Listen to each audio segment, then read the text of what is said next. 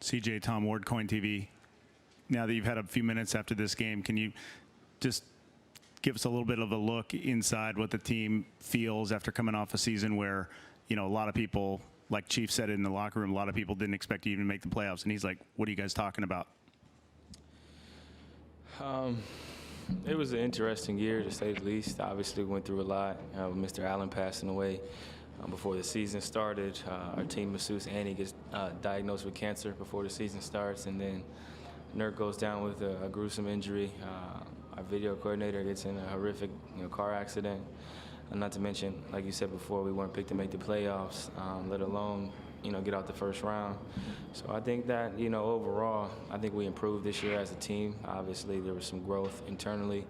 Our organization did a good job of acquiring some key assets for us to continue to evolve and get better with some of the injuries we had. Season didn't end the way we wanted it to, getting swept, having 17-plus point leads in the third quarter in, 3 consecutive games, basically. Have to do a better job of finishing games, but overall, we lost to a team a lot of teams have been losing to, and we have to figure out ways to get over the hump. In the back on the left.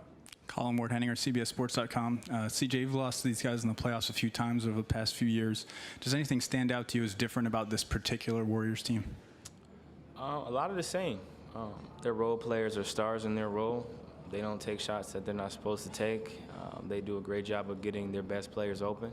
They're constantly looking and screening for Steph and Clay. I think that they've, mastered how to manipulate the pick and roll. Once Steph gets it out with the trap, Draymond's done a great job, the last 7-8 years of figuring out when to drive and attack versus when to hit the corner or throw the lob. I think that was the difference in the game. Draymond made a lot of big plays. Their role players, Looney stepped up. Cook hit some big shots for them overall, but I think that the biggest thing is that their championship pedigree.